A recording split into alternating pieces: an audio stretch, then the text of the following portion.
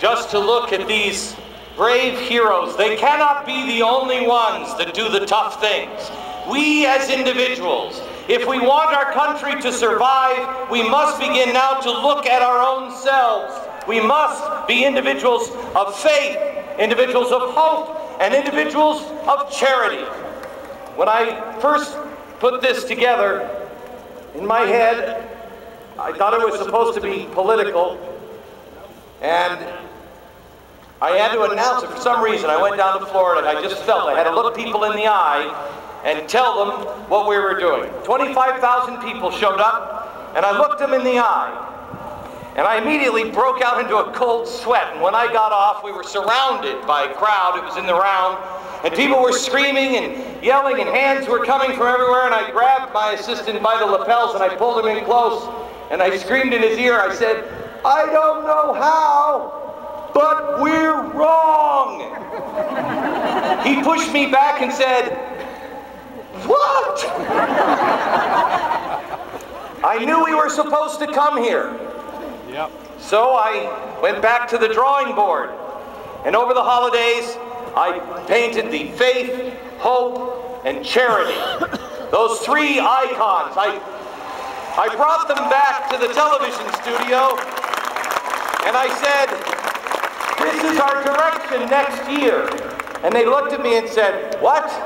And I said, "I can't explain it either. I don't understand it, but this is where we're going." It was about 4 months ago that we were still kind of lost, and we didn't know what we were going to do when we got here. And I was down on my knees, and we were in the office, and I said, "Lord, I think I'm one of your dumber children. Speak slowly." And the answer was, "You have all the pieces. Just put them together." Yeah. The pieces are faith, hope, and charity, and looking for those things inside each of us.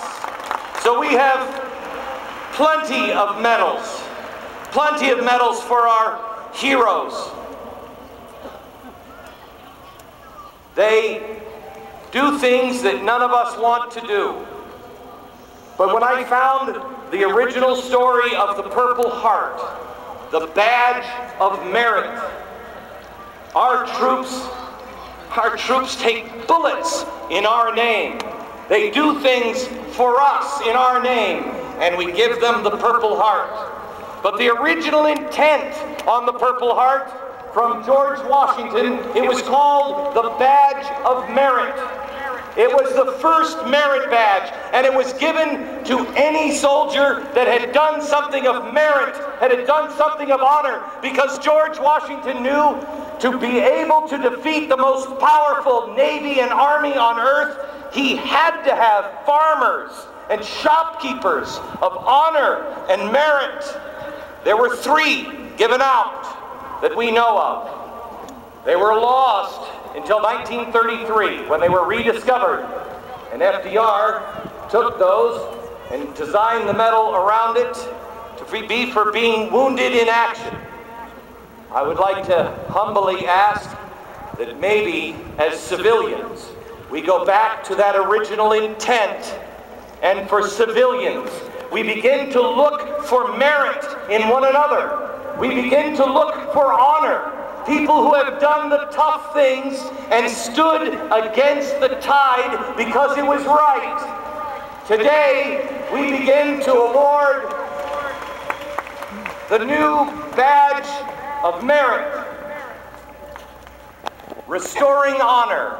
Today, we will award 3 medals to civilians who have done the right thing throughout their life and touch the lives of other people, so our children can see regular people making tough decisions and living their life the right way.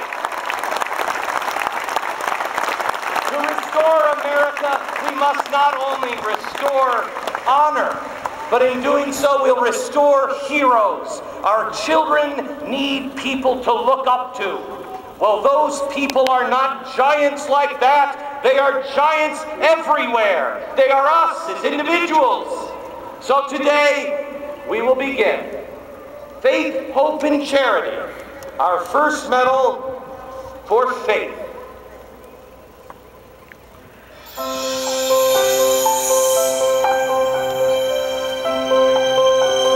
Faith.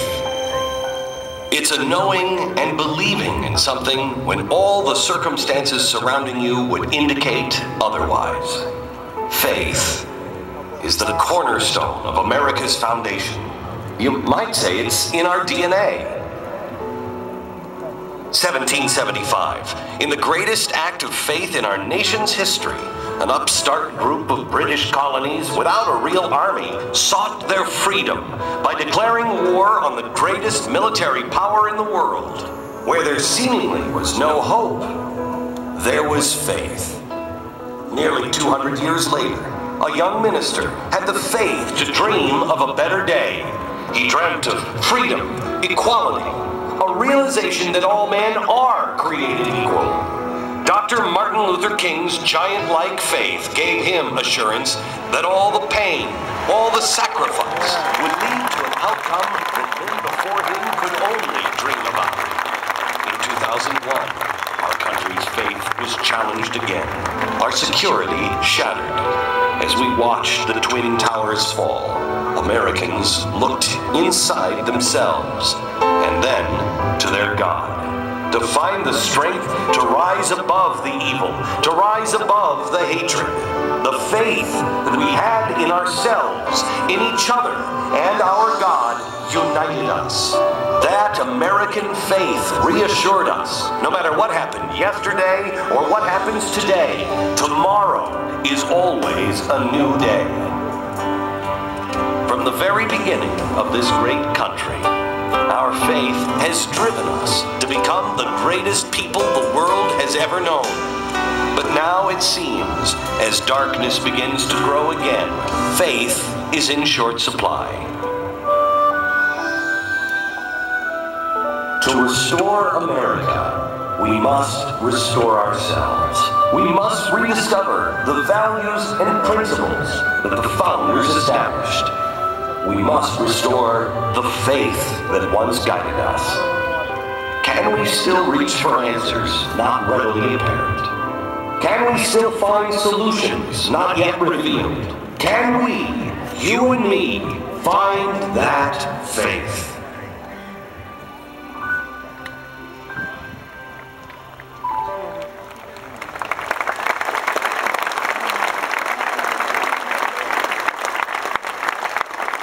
Ladies and gentlemen, here to present the Badge of Merit for Faith is Dr. Chief Najeel Biglan of the Ute Tribe of Oklahoma.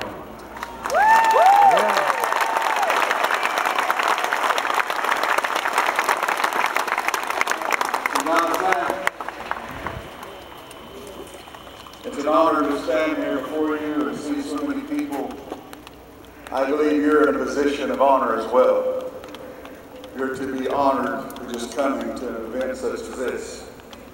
Real quickly, before I introduce and tell you about a great man, Pastor C.L. Jackson, I would like to give you just a quick brief of what honor means to Native Americans.